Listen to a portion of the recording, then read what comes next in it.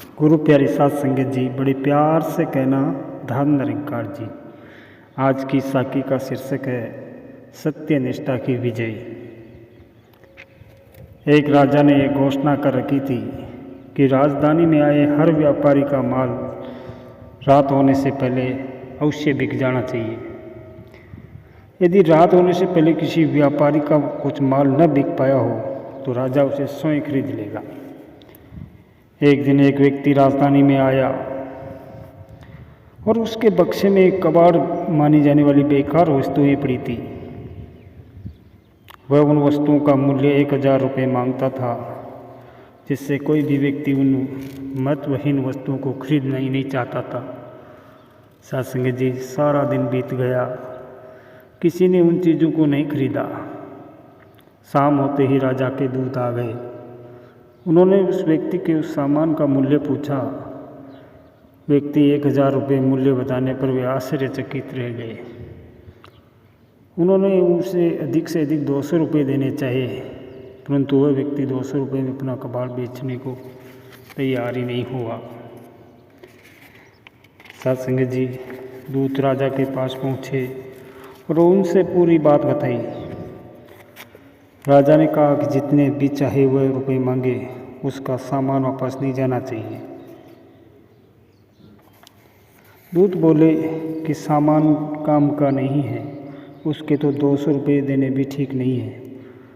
राजा ने उन्हें अपनी प्रतिज्ञा की याद दिलाते हुए कहा कि चाहे जो भी हो, उसका सामान जरूर के लेना है। राजा की इस अनोखी जिद पर दूत मन में ही मन हंसते हुए चले गए। इस बार उन्होंने 500 रुपये देने की पेशकश की, परंतु साध संगत जी, व्यापारी जिद्दी था। वह 1000 रुपये से कम पैसा देने के लिए तैयार न हुआ।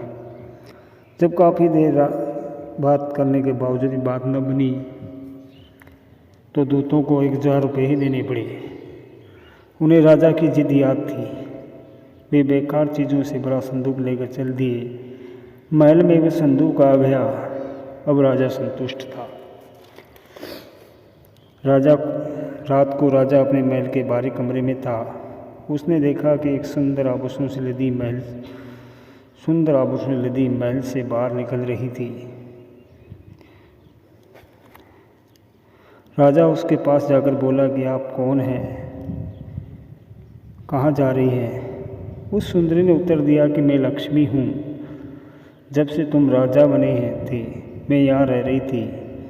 अब क्योंकि तुमने महल में दरिद्रता का प्रतीक हुआ कबाड़ भरा संदूक भिजवाया है, इसलिए अब मैं यहाँ से नहीं रह सकती, मैं जा रही हूँ।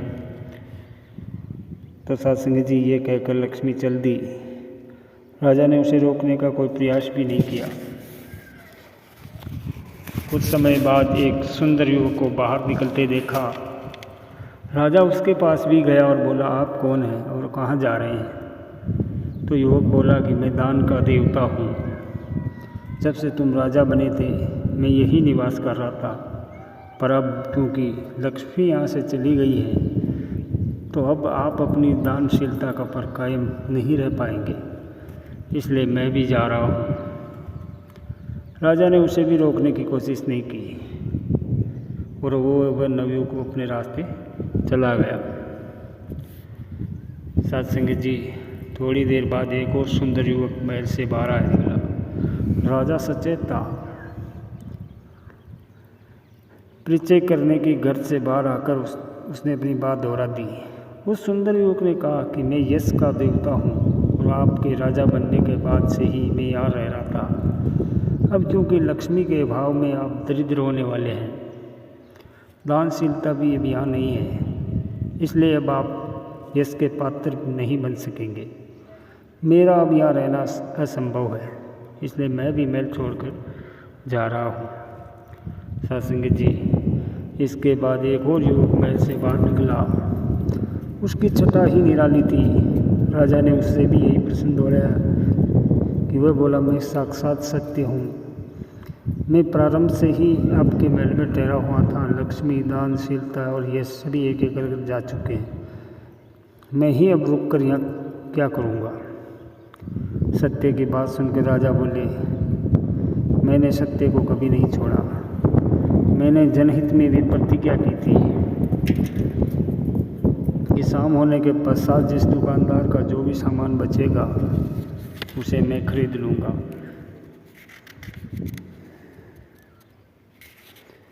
अपनी प्रतिज्ञा की सत्यता पर स्थिर रहते हुए ही मैंने 1000 रुपये में उस व्यक्ति का कबाड़ खरीद लिया, और सत्य के कारण ही मैंने लक्ष्मी, दानशीलता और यश किसी को नहीं रोका।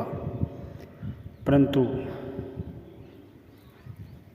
मैंने सत्य पर आस्था कभी नहीं छोड़ी है, इसलिए सत्य को मेरा साथ नहीं छोड़ना चाहिए। सत्संगत जी, राजा की बात सुनकर सत्य ने अपना जाना रोक दिया और वापस महल में चला गया। थोड़ी देर बाद ही यश राजा के पास लौट आया, आकर बोला कि आदमी वैसे कितना भी धनी और दानशील हो, सत्य निष्ठा के बिना उसे प्रतिष्ठा नहीं मिल सकती। मैं भी सत्य के साथ रहूँगा। राजा ने उसके लौटने का स्वागत किया। यश का देवता महल में चला गया। सत्संग जी, थोड़ी देर के बाद दान का देवता आया। राजा को उसने बताया कि आदमी चाहे कितनी भी संपत्ति का स्वामी हो, वह तब तक दानशील नहीं हो सकता जब तक उसके हृदय में सत्य का निवास न हो। अतः मैं भी सत्य के साथ ही रहूँगा। सत्संग जी, राजा ने उसका भी स्वागत किया और दान का देवता भी महल में चला गया। तब धर्मराज स्वयं राजा के पास आए। राजा ने उन्हें प्रणाम किया और धर्मराज ने उन्हें बताया कि मैं साक्षात धर्म हूँ, आपकी परीक्षा लेना चाहता था, इसलिए मैंने ही उस व्यापारी का वेश बनाकर 1000 रुपये में कबाड़ बेचा था। आप सत्य निष्ठा पर स्थिर रहे, इसलिए मैं आपसे बहुत प्रसन्न हूँ। चाहो तो कोई वरदान मुझसे मांग लो। राजा ने कुछ नहीं मांगा। उसने धर्मराज का सत्कार किया और धर्मराज ने कहा कि जब भी मेरी जरूरत पड़े मेरा स्मरण करना, मैं उपस्थित हो जाऊंगा। ये कहकर धर्मराज अंतर्ध्यान हो गए। सत्संग जी, तभी राजा ने देखा कि लक्ष्मी भी वापस लौट आई थी। तो सत्संग जी, सत्यनिष्ठ व्यक्ति के पास स्वयं दौड़े आते हैं। चाहे जितनी भी कठिनाई आए, हमें सत्य का आसरा नहीं छोड़ना चाहिए।